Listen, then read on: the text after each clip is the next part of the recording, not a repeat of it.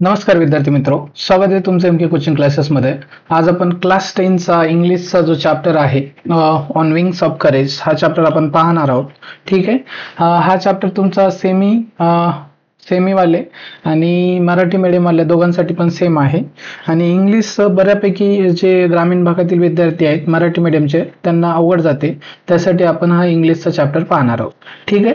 तर हा आपला चॅप्टर सेकंड चॅप्टर आहे. ठीक आहे. चॅप्टरचं नाव आहे ऑन विंग्स ऑफ करेज. हे चॅप्टरचं नाव आहे आपल्या काय आहे, विंग्स ऑफ करेज. तर हे एक स्टोरी आहे, म्हणजे रिअल स्टोरी आहे. कोणाविषयी आहे?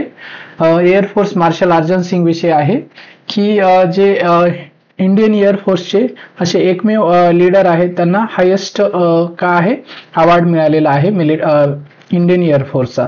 तर त्यांच्याविषयी जी माहिती दिली ते आपण काय करूया, पाहूया. तर एअरफोर्स मार्शल अर्जन सिंग त्यांचं नाव काय आहे हे नाव आपल्याला लक्षात ठेवावं लागेल. एअरफोर्स मार्शल ही पदवी त्यांना फक्त भेटलेली आहे. Air force marshal Arjan Singh an icon of India's military history will always be remembered as a war hero. War hero म्हणजे काय, म्हणजे युद्धामध्ये, म्हणजे त्यांनी युद्ध लढलेलं आहे आणि युद्धामध्ये चांगल्या प्रकारची कामगिरी केलेली आहे, तर त्यांना आपण काय म्हणतो, वॉर हिरो म्हणतो. Who had successfully led a young, काय महत्वाचं पहा, young IAF during the 1965 Indo Pak war. दोन तीन गोष्टी समजून घ्या इथं पहा. तर काय आहे IAF म्हणजे काय? IAF इथं शॉर्ट फॉर्म मध्ये दिलंय. याचा लॉंग फॉर्म काय आहे, इंडियन एअरफोर्स. IAF चा लॉंग फॉर्म काय आहे पहा, इंडियन, इथं लिहितो मी पहा, इंडियन एअरफोर्स. ठीक आहे. इंडियन एअरफोर्स ह्याचं इंडियन एअरफोर्स. ठीक आहे. मला थोडं लिहिता येत नाही, ठीक आहे, त्यामुळे प्रॉब्लेम जाते. तर इथं दिलेलं आहे इंडियन एअरफोर्स. ठीक आहे. तर IAF चा लॉंग फॉर्म काय, इंडियन एअरफोर्स. आणि इथं दुसरा एक वर्ड दिलेला आहे इंडो पाक. इंडो म्हणजे काय, इंडियाला आपण काय म्हणतो, जर कुठेही इंडो असा वर्ड आला, ठीक आहे, इंडो वर्ड म्हणजे काय, इंडियासाठी आपण वर्ड यूज करतो. इंडो म्हणजे इंडिया. ठीक आहे. आणि पाक म्हणजे पाकिस्तान. म्हणजे इंडो पाक म्हणजे काय, याचा अर्थ एकत्रित येत्या इंडिया आणि पाकिस्तान. मग काय म्हणलेलं आहे इथं, हु had successfully led a young IAF during the 1965 Indo Pak वार. म्हणजे जे आपल्या देशाचं म्हणजे इंडियाचं आणि पाकिस्तानचं युद्ध झालेलं आहे. कधी झालेलं आहे युद्ध आपल्या देशाचं आणि पाकिस्तानचं? 1965 मध्ये झालेलं आहे. कधी झालेलं आहे? 1965 मध्ये युद्ध झालेलं आहे. आणि ह्या युद्धामध्ये आपण जिंकलेलो आहेत. ठीक आहे. आपण पाकिस्तानमध्ये आतापर्यंत जेवढे काही युद्ध झाले, म्हणजे बरेचसे युद्ध झालेले आहेत आणि काही स्कर्मिशेस पण झालेले आहेत. ठीक आहे. आपण म्हणजे छोटी मोठी फाईट झाली, म्हणजे पाकिस्तानचे छोटे मोठे सैनिक, काही सैनिक आले 10, 20, 40, 50 आणि आपले सैनिक गेले आणि त्यांच्यामध्ये हे जर झालं तर त्याला आपण युद्ध म्हणत नाही. त्याला काय म्हणत नाही आपण, वॉर म्हणत नाही. काय म्हणत नाही, वॉर म्हणत नाही. तर त्याला आपण काय म्हणतो, स्कर्मिश म्हणतो. म्हणजे एक छोटंसं भांडण झालंय असं म्हणतो. ठीक आहे. आणि वॉर कधी म्हणतो, जेव्हा मोठ्या प्रमाणामध्ये आपल्या देशाचे सैनिक आणि दुसऱ्या देशाचे सैनिक ह्यांच्यामध्ये काय होते, फायटिंग होते आणि बरेचसे त्यांचे सैनिक किंवा आपले सैनिक मारले जातात, तर तेव्हा आपण वॉर घोषित करत असतो. ठीक आहे. वॉर घोषित करत असतो. तर हे 1965 जे काही हे झालेलं आहे, 1965 जे काही युद्ध झालेलं आहे, तर त्याच्यामध्ये आपला देश काय झालेला आहे, जिंकलेला आहे. ठीक आहे. विजय मिळवलेला आहे. आणि तो पण कसा विजय, दणदणीत विजय मिळवलेला आहे. ठीक आहे. त्याच्यानंतर इथं दुसरा एक वर्ड आलेला आहे यंग IAF. यंग IAF म्हणजे काय, आपला देश कधी स्वतंत्र झालेला आहे, 1947 मध्ये जेव्हा स्वतंत्र झालेला आहे. आणि त्यावेळेस आपला देश कसा होता, म्हणजे गरीब होता. कारण आपल्यावर कोण राज करत होतं, ब्रिटिश लोक काय होते, म्हणजे अंग्रेज म्हणतात त्यांना, आहे का नाही, ब्रिटिशर्स काय करत होते, राज करत होते आणि आपल्या देशाला बऱ्यापैकी त्यांनी काय केलेलं आहे, लुटलेलं आहे. तर त्या आपल्या देशामध्ये काही संपत्ती नव्हती, म्हणजे बऱ्यापैकी आपल्याकडे काय होते, कन्स्टंट्स होते. म्हणजे मग आपल्याला त्याच्यामध्ये काय करायचं होतं, सगळ्या गोष्टी चालवायच्या होत्या. ठीक आहे.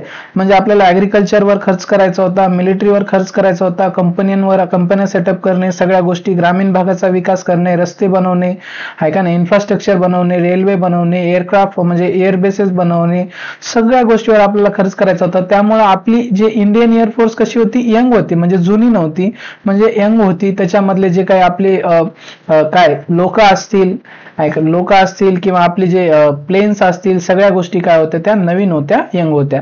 आणि अशी यंग इंडियन एअरफोर्स, ह्या यंग इंडियन एअरफोर्सला विजय मिळवण्याचं काम मोठ्या प्रमाणामध्ये कोण केलेलं आहे, म्हणजे एअरफोर्स मार्शल अर्जन सिंग. म्हणजे हे युद्धामध्ये पहा, आपल्या देशामध्ये पहा, म्हणजे 3 प्रकारच्या फोर्सेस आहेत. किती प्रकारच्या फोर्सेस आहेत, 3 प्रकारच्या फोर्सेस आहेत. किती प्रकारच्या, 3.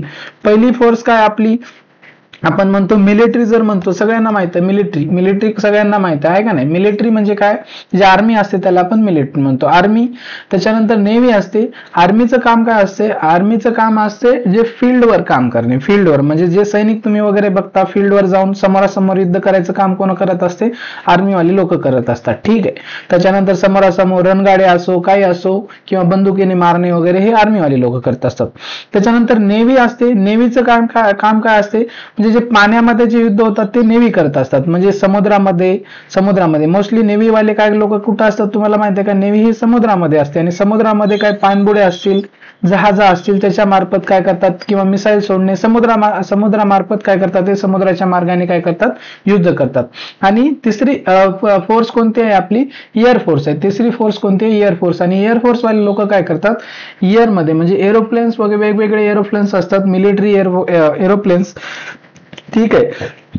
त्याच्या मार्फत ते काय करत असतात, युद्ध करत असतात. म्हणजे मग हा विजय आहे, तिघांचा विजय आहे. परंतु आपण इथं नेव्ही आणि आर्मी विषयी बघणार नाही, तर आपण कशाविषयी बघणार आहोत, तर एअरफोर्स विषयी माहिती बघणार आहोत. कारण हे जे आहेत कोण, आपले मार्शल जे आहेत ते कोण आहेत, एअरफोर्स मार्शल अर्जन सिंग. हे कशाशी रिलेटेड आहेत, आपले ते HSC रिलेटेड, एअरफोर्स रिलेटेड आहेत. त्याच्यानंतर पुढे पहा, the only officer to attain the highest post of marshal. पहा, म्हणजे आतापर्यंत ही मार्शल पदवी, म्हणजे एअरफोर्स मध्ये म्हणतो मी फक्त, एअरफोर्स मध्ये मार्शल पदवी फक्त आतापर्यंत एकाच व्यक्तीला भेटलेली आहे. आणि त्या व्यक्तीचं नाव काय आहे, अर्जन सिंग. तुम्हाला विचारला जाऊ शकते की आतापर्यंत मार्शल ही पदवी एअरफोर्स मध्ये कोणाला भेटलेली, फक्त एकमेव हा व्यक्ती आहे, कोण, अर्जन सिंग. त्यांना एअरफोर्स मध्ये मार्शल ही पदवी भेटलेली आहे. ठीक आहे. The air force equivalent to army's 5 star field marshal. आता ही जी आहे, त्याच्यानंतर पहा, पुढे पाहू, सगळं वाचू आपण. Air force equivalent to army's 5 star field marshal. Singh was fearless and exceptional pilot who had flown more than 60 different types of aircraft. इथपर्यंत पाहूया आपण. 2-3 माहिती आलेल्या आहेत इथं. पहा, मग सगळ्यात महत्वाची माहिती काय आहे की ही जे मार्शल आहे, एअरफोर्स मार्शल ही पदवी आतापर्यंत एअरफोर्स मध्ये एकाच व्यक्तीला भेटलेली आहे. ते म्हणजे कोण आहेत, अर्जन सिंग. ह्या एकाच व्यक्तीला काय भेटलेली आहे, एअरफोर्स मार्शलची पदवी भेटलेली आहे. बरोबर आहे. त्याच्यानंतर दुसरी गोष्ट लक्षात घ्या, त्याच्यानंतर हे जे ह्याच्यामध्ये कशामध्ये, हे मिटून घे तुम्ही एकदाच, कारण तुम्हाला व्यवस्थित दिसेल. ठीक आहे. त्याच्यानंतर जे आर्मी आहे, आर्मीमध्ये एक पोस्ट आहे. आर्मीमध्ये कोणती आहे, फील्ड मार्शल एक पोस्ट आहे. आणि फील्ड मार्शल पोस्ट पण ही जी आहे आतापर्यंत आर्मीमध्ये पण 2च व्यक्तींना भेटलेले आहे. ते कोणाला भेटलेले आपण ते पाहूया. तुम्हाला बऱ्यापैकी एका व्यक्तीचं तर नाव माहितच असणार आहे. एका व्यक्तीचं तुम्हाला माणिकशॉ वगैरे नाव ऐकलं असेल, आणि दुसरा एक आहे करिअप्पा म्हणून. ते ठीक आहे, त्या व्यक्तीचं नाव ऐकलं नसेल ते आपण पाहू, मी सांगतो तुम्हाला, पुढे येणारच आहे ते. ठीक आहे. त्याच्यानंतर पहा, मी पेन घेतो. पहा, तर काय आहे एअरफोर्स इक्वलंट, तर हे जे एअरफोर्स मार्शल अर्जन सिंगला जी पदवी भेटलेली आहे ते एकमेव एअरफोर्सचे आहेत, एअरफोर्स मधले व्यक्ती आहेत. आणि त्याच्यानंतर जे आर्मीमध्ये, म्हणजे ही इक्वलंट कोणाची, इक्वलंट म्हणजे सेम, म्हणजे बरोबरीची. आर्मीमध्ये जे 5 स्टार फील्ड मार्शल असतात त्यांच्या बरोबरची आहे. सिंग वॉज फिअरलेस म्हणजे कसे, निडर म्हणजे न भिणारे, आहे का नाही, फिअरलेस, निडर असे व्यक्तिमत्व होते. आणि एक्सेप्शनल पायलट होते. ते आता एअरफोर्स मध्ये म्हणल्यावर सगळे लोक पायलटच असणार आहे एअरफोर्स मध्ये, आहे का नाही, ते पायलट. एक्सेप्शनल पायलट म्हणजे त्यांच्याकडे अशा एक्सेप्शनल स्किल होते. ठीक आहे. Had phloem more than 60 different types of aircraft. आणि त्यांनी किती प्रकारचे, वेगवेगळ्या प्रकारचे एअरक्राफ्ट चालवले तर 60 म्हणजे 60 अशा वेगवेगळ्या प्रकारचे त्यांनी एअरक्राफ्ट काय केलेले, चालवले, त्यांना चालवण्याचा अनुभव आहे. त्याच्यानंतर पुढे पहा, he played a major role in transforming. Next काय आहे इम्पॉर्टंट माहिती पहा, transforming the IAF into one of the most potent air forces globally and the 4th biggest in the world. तर पोटेंट म्हणजे काय, पोटेंट म्हणजे पहा इथं मिनिंग दिलेलं आहे त्यांनी. पोटेंट म्हणजे पॉवरफुल अँड इफेक्टिव्ह. म्हणजे आपली जी इंडियन एअरफोर्स आहे, कोणती फोर्स आहे, इंडियन एअरफोर्स. आपली जे इंडियन एअरफोर्स आहे त्याला जगामध्ये सगळ्यात पॉवरफुल नाही, म्हणजे 4 नंबरची, 4th बिगेस्ट त्यांनी सांगितलेली. किती, 4th biggest in the world. म्हणजे आपला देश स्वातंत्र्य झाला, उशिरा झालेला स्वातंत्र्य, 1947 ला स्वातंत्र्य झाला. त्याच्यानंतर आपल्याकडे रिसोर्सेस वगैरे नव्हते. जे काही पैसे असतील, रिसोर्सेस असतील, त्या गोष्टीमध्ये मॅनेज करून त्यांनी, म्हणजे अर्जन सिंगनी, म्हणजे सगळ्याच लोकांनी काम केलेलं आहे याच्यामध्ये, पण त्यांचा एक मेजर रोल आहे. कोणाचा, अर्जन सिंगचा. तर त्यांनी काय केलेलं आहे, आपल्या देशाची जी एअरफोर्स आहे त्याला ट्रान्सफॉर्म केलेला आहे वन ऑफ द पोटंट म्हणजे पॉवरफुल जगामध्ये, म्हणजे जे काही 3-4 मोजके आहे का नाही, जगामध्ये भरपूर सारे देश आहेत, त्या मोजक्या देशांमध्ये म्हणजे 4 नंबरला आपली एअरफोर्स आणलेली आहे. कोण? अर्जन सिंगने आणलेली आहे इंडियन एअरफोर्सला. ठीक आहे. पोटंट म्हणजे पॉवरफुल, बलाढ्य आहे का नाही, globally and the 4th biggest in the world. आणि जगामध्ये आपली जी एअरफोर्स आहे किती नंबरची मोठी आहे, तर 4th बिगेस्ट आहे. ठीक आहे. हिज कॉन्ट्रीब्युशन, नेक्स्ट पाहूया आपण, his contribution to the Indian air force is monumental. तर यांचं जे कॉन्ट्रीब्युशन आहे, कोणाचं पहा, पेन मी घेतो. ठीक आहे. हे monumental, his contribution to Indian air force is monumental to the list. The IF grew with him. He was the epitome of military leadership in a classical sense, and it is therefore not surprising that he was honored with the rank of Air Force Marshal. Former Vice Chief of the IF Kapil काक said. हे असं कोण म्हणलेलं आहे? कपिल काकनी त्यांच्याविषयी म्हणलेलं आहे. कोण? कपिल काक. आणि कपिल काक कोण होते? फॉर्मर म्हणजे माजी वाईस चीफ होते इंडियन एअरफोर्सचे. ठीक आहे. त्याच्यामध्ये मोन्युमेंटल आता 2 शब्द आलेले आहेत. मोन्युमेंटल महत्वाचा शब्द आहे. मोन्युमेंटल म्हणजे काय? ऑफ ग्रेट इम्पॉर्टन्स किंवा इनॉर्मस. मोन्युमेंटल म्हणजे मोन्युमेंट हे शब्दापासून आले. मोन्युमेंट म्हणजे एक चांगल्या प्रकारची म्हणजे इमारत आहे ज्याचं इम्पॉर्टन्स आहे. जसं ताजमहल आहे त्याला मोन्युमेंट म्हणतो आपण. ठीक आहे. लाल किल्ला, ताजमहल असेल, चारमिनार असेल, हे मोन्युमेंट्स आहेत. मोन्युमेंटल म्हणजे काय? ग्रेट इम्पॉर्टन्स म्हणजे ज्या गोष्टीचं असं काय खूप महत्व आहे. ठीक आहे. आणि त्याच्यानंतर एपिटोम हा एक वर्ड आलाय, त्याचं काय? अ परफेक्ट एक्झाम्पल, म्हणजे एखाद्या गोष्टीचं जर परफेक्ट एक्झाम्पल द्यायचं असेल तर त्याला एपिटोम म्हणतो. मग he was the epitome of military leadership in A classical sense. म्हणजे एक अर्जन सिंग हे काय आहेत? एक परफेक्ट एक्झाम्पल आहेत. कशाचं परफेक्ट एक्झाम्पल आहे? लिडरशिपचं. म्हणजे लिडरशिप कशी असायला पाहिजे? लिडरशिप मध्ये सगळ्यात मेन काम काय आहे की सगळ्या लोकांना एकत्रित घेऊन जाणे, एकत्रित घेऊन जाऊन ते जे काय आपलं काम आहे ते पूर्णपणे कशा प्रकारे करता येईल.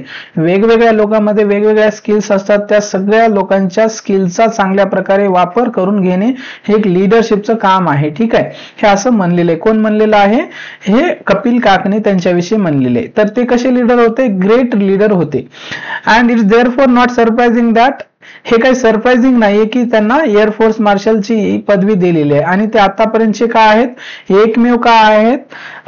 एअरफोर्स मधले व्यक्ती आहेत की ज्यांना कोणती पदवी मिळालेली आहे? एअरफोर्स मार्शलची पदवी मिळालेली आहे. त्याच्यानंतर पुढे पाहूया. Singh was honoured with the rank of marshal on the Republic Day in 2002. आपल्या देशामध्ये रिपब्लिक डे कधी होते? रिपब्लिक डे हा 26 जानेवारीला होत असतो. कधी? दरवर्षी आपल्या देशामध्ये 26 जानेवारीला काय असतो? रिपब्लिक डे असते. कधी होत असते? 26 जानेवारीला रिपब्लिक डे असतो. त्याला आपण हिंदीमध्ये गणतंत्र दिवस म्हणत असतो. रिपब्लिक डे म्हणजे रिपब्लिक म्हणजे लोक, आहे का नाही? लोकांचा म्हणजे लोक ज्या दिवशी आपण संविधान हे केलेलं आहे, अडॉप्ट केलेलं आहे, त्यामुळे आपण 26 जानेवारीला दरवर्षी 26 जानेवारी म्हणतो आपण. 26 जानेवारीला हा रिपब्लिक डे सेलिब्रेट करत असतो. आणि ह्या 26 जानेवारी, मग कधीचा 26 जानेवारी? रिपब्लिक डे इन म्हणजे 26 जानेवारी 2002. रिपब्लिक डे इन 2002 म्हणजे 26 जानेवारी 2002 मध्ये कोणाला? ह्याला सिंग वॉज म्हणजे अर्जन सिंग. ठीक आहे. Was honoured with the rank of marshal on the Republic Day in 2002. तर मार्शल ही पदवी त्यांना कधी मिळालेली आहे? तर 26 जानेवारी 2002 ला मिळालेली आहे. त्याच्यानंतर पहा, हे सॅम मानिकशॉ, म्हणजे याचं ह्यांचं नाव खूप मोठं आहे. Sam Hormusji, Framji, Jamshedji Manekshaw and KM Cariappa were the only, इथं दिसत नसेल तुम्हाला, हे only 2 army generals honour with the rank of field marshal. हे माहिती महत्वाची. आता हे सॅम मानिकशॉ आपल्याला तुम्हाला माहित असेल, हे त्यांच्यावर एक मूवी पण आलेली आहे. यांचं पूर्ण नाव सॅम हरमोजी, फ्रेमजी, जमशेदजी मानिकशॉ आहे, पण आपण सगळे त्यांना मानिकशॉ म्हणतो, सॅम मानिकशॉ म्हणतो. ठीक आहे. हे त्यांचं नाव आहे. आणि KM करियप्पा म्हणजे हे जे 2 लोक आहेत, कुठले आहेत? हे आर्मी जनरल्स आहेत. आणि आर्मी मधलं सगळ्यात मोठं पद जे असेल ते काय असते? जनरल्स आहे. आणि त्या आर्मी मधले भरपूर सारे जनरल होऊन गेले आर्मीमध्ये आतापर्यंत आपल्या देशामध्ये, परंतु फक्त 2च व्यक्ती असे आहेत आर्मी मधले पण, त्यांचं नाव काय आहे? सॅम मानिकशॉ, शॉर्ट मध्ये आपण त्यांना मानिकशॉ म्हणतो, आणि KM करियप्पा. ह्या 2च व्यक्तींना कोणता भेटलेला आहे? पुरस्कार भेटलेला आहे त्यांना. कोणता भेटलेला आहे? तर फील्ड मार्शल म्हणजे मार्शल ही पदवी भेटलेली, म्हणजे एकूण म्हणजे फील्ड मार्शल आणि एअरफोर्स मार्शल, फील्ड मार्शल आणि एअरफोर्स मार्शल ह्या दोन्ही इक्वलंट आहेत, म्हणजे सेम बरोबरीच्या काय आहेत पदव्या आहेत, तिथं दिलेले आहे. रँक ऑफ फील्ड मार्शल त्यांना दिलेले आहेत. ठीक आहे. Non as a man of म्हणजे कोण? अर्जन सिंग. ठीक आहे, अर्जन सिंग विषयी माहिती बघतोय आपण. Non as a man of few words म्हणजे तो असे काही जास्त बोलणारे व्यक्ती, काही लोक बोलणारे असतात खूप जास्त बोलणारे आणि काही लोक कमी बोलणारे. Non as a man of few words म्हणजे काही कमीच बोलायचे आणि मोजकं बोलायचे, कामाचे बोलायचे, बिनकामी गप्पा गोष्टी करायचे नाही ते. Singh was not only a fearless pilot but also had a profound knowledge about air power and applied it in a wide spectrum of areas. Singh हे कमी बोलणारे व्यक्तिमत्व होते, मोजकच बोलणारे व्यक्ती होते, पण कामाचं बोलणारे होते. त्या व्यतिरिक्त हे नुसते पायलट नव्हते, फिअरलेस पायलट नव्हते, म्हणजे निडर पायलट म्हणजे ते असे घाबरणारे होते का? घाबरणारे वगैरे काही नव्हते. पायलट तर होते, चांगले पायलट तर होते, पण had profound knowledge of about air power. त्यांना म्हणजे अभ्यास पण चांगला होता, नुसतं म्हणजे ते विमान कसं चालवायचं हे नाही, तर वेगवेगळ्या profound knowledge of about air power म्हणजे आपल्या देशाची एअर पॉवर म्हणजे आपल्या देशाची जी एअरफोर्स आहे त्यांच्याविषयी नॉलेज, दुसऱ्या देशाच्या एअरफोर्स विषयी नॉलेज माहिती पाहिजे, किंवा नवीन नवीन काय काय चाललेलं आहे एअरफोर्स मध्ये काय आले, ह्या सगळ्या गोष्टीची माहिती ठेवणारे असे होते कोण? अर्जन सिंग. आणि नुसती माहिती ठेवली नाही त्यांनी, काही लोकांना खूप सारी माहिती असते पण त्याचा ते जीवनामध्ये काही उपयोग करत नाहीत, तर त्यांनी काय केलेलं, त्या गोष्टीची माहिती जी होती त्याची applied it in a wide spectrum of areas, म्हणजे त्याचं काय, त्यांनी जास्तीत जास्त त्यांच्या अभ्यासाचा, त्यांच्या नॉलेजचा जास्तीत जास्त फायदा आपल्या इंडियन एअरफोर्सला करून दिलेला आहे. Singh had assiduously led the IAF during the 1965 war and denied success to the Pakistani Air Force, though it was better equipped with the American support. तर 1965 मध्ये जे वॉर झालेलं आहे, 1965 मध्ये आपलं कोणासोबत वॉर झालेलं आहे? 1965 मध्ये आपलं पाकिस्तान सोबत वॉर झालेले. कोणासोबत वॉर झालेलं? पाकिस्तान सोबत वॉर झालेलं आहे. ह्या पाकिस्तान सोबत जे वॉर झालेले त्याच्यामध्ये पाकिस्तानला कोण मदत केलेले? अमेरिकेने मदत केली. आता जरी आपल्याला अमेरिका हा मित्र वाटत असला, परंतु अमेरिकेचे लोक हे खूप चालाक आहेत. अमेरिकेचे लोक कसे आहेत? चालाक आहेत. आपण सहजासहजी त्यांच्यावर भरोसा ठेवू शकत नाहीत. ते काय करतात? संधी जिकडे असेल तिकडे पळत असतात. काय करत असतात? जिकडे संधी दिसते त्यांना तिकडे ते पळत असतात. त्याच्यामुळे आपण अमेरिकेच्या लोकांवर जास्त भरोसा ठेवू शकत नाही. तर ह्यांनी म्हणजे अमेरिकेने काय केलेलं आहे, म्हणजे काय नवीन टेक्नॉलॉजी आहे, जसं जीपीएस लोकेशन वगैरे. आपल्याकडे जेव्हा आपण 1965 मध्ये आपला देश काय होता? गरीब देश होता. त्यावेळेस आपण नवीन स्वातंत्र्य म्हणजे 15-20 वर्ष होऊन 15 ते 17 वर्ष झाले असतील त्यावेळेस, किंवा 20 वर्षाच्या आसपास. ठीक आहे, देशाला स्वातंत्र्य मिळून. त्यामुळे आपल्याकडं आहे का नाही बरेचसे इक्विपमेंट नव्हते किंवा टेक्नॉलॉजी नव्हती, आणि त्या टेक्नॉलॉजी वगैरे नव्हती.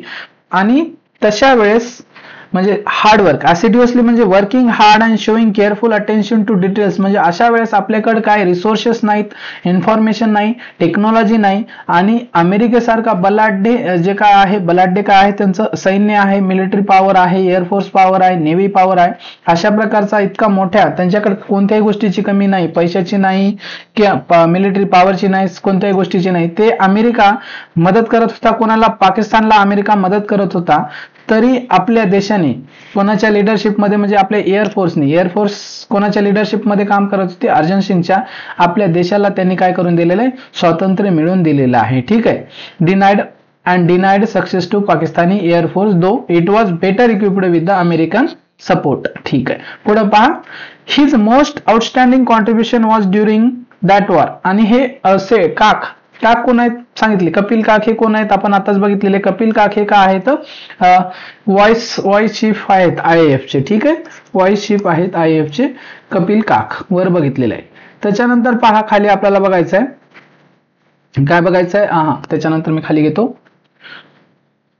हे कपिल काकनं म्हणलेलं आहे. काय म्हणजे सगळ्यात महत्वाचं कॉन्ट्रीब्युशन जर अर्जन सिंगचं कुठं असेल तर 1965 वॉर मध्ये सगळ्यात महत्वाचं कॉन्ट्रीब्युशन आहे, जे इंडियाला विजय मिळवून देण्यासाठी काम केलेलं आहे. ठीक आहे. त्याच्यानंतर पुढे पहा. एक मिनिट, माझा कर्सर दिसत नाहीये. ठीक आहे, तर पाहू आपण.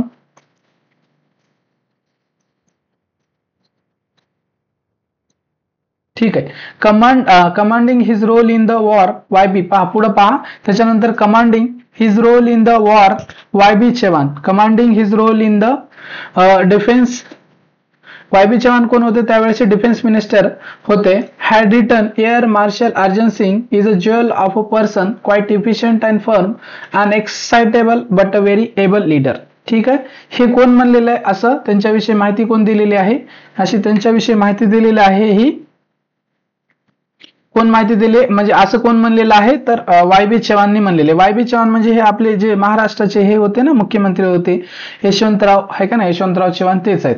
Commanding his role in the war Y B Chavan the then defence minister had written air marshal Arjan Singh is a jewel. Jewel म्हणजे माहिती आहे ना तुम्हाला, ज्वेल मोती, jewel of a person quite efficient म्हणजे इफिशियंट होते ते. इफिशियंट म्हणजे आपण इफिशियंट कोणाला म्हणतो, जो चांगल्या प्रकारे काम करतो आणि कमी वेळात चांगलं काम करतो त्याला आपण इफिशियंट म्हणतो. अँड फॉर्म, फॉर्म म्हणजे काय, जे आपल्या कोणता जो निर्णय घेतला, कोणती गोष्ट म्हणजे करायचं ठरवलं तर ते नक्की ठरवतात, त्याच्यावर ठाम राहतात, अशा व्यक्तींना आपण म्हणतो firm. Unexcitable but a very able leader, म्हणजे अनएक्साइटेबल होते पण एबल लीडर होते, म्हणजे काय कुशल होते, कार्यकुशल होते, काम करणारे व्यक्ती होते. इन 1944 त्याच्यानंतर पहा, in 1944 the marshal had led a squadron against the Japanese during the Arakan campaign. in 1944 मध्ये आता पहा 1944 मध्ये जे काही युद्ध चालू होतं त्यावेळेस काय पहा, तुम्हाला एक गोष्ट माहित असेल, हे 1939 ला काय सुरू झालेले सगळ्यांना माहित असेल. 1939 ला वर्ल्ड वॉर सुरू झालेले. काय सुरू झालेले, वर्ल्ड वॉर सेकंड सुरू झालेलं आहे, वर्ल्ड वॉर सेकंड झालेलं आहे. आणि त्यावेळेस आपल्या इंडियावर कोणाचं राज्य होतं, ब्रिटिशर्स आपल्यावर त्यावेळेस काय करत होते, राज्य करत होते, ब्रिटिशर्स राज्य करत होते.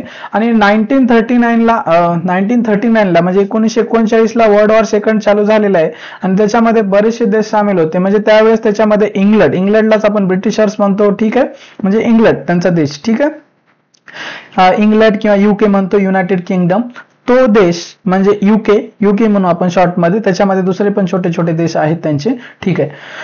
तर युके म्हणजे युनायटेड किंगडम, त्याच्यानंतर अमेरिका पण येतो, अमेरिका, रशिया, त्याच्यानंतर कोण होतं आपलं फ्रान्स, त्याच्यानंतर जपान, जर्मनी, ह्यांच्यामध्ये काय चाललेलं होतं, युद्ध चाललेलं होतं, हे वर्ल्ड वॉर सेकंड. आणि वर्ल्ड वॉर सेकंड काय सुप्रिमसी इस्टॅब्लिश करण्यासाठी चाललेलं होतं. वेगवेगळे देश, वेगवेगळे एरिया काबीज करायचं होतं त्यांना, हे वेगवेगळ्या एरिया काबीज करून त्यांच्यावर त्यांना राज्य करण्यासाठी हे वर्ल्ड वॉर सेकंड चाललेलं होतं.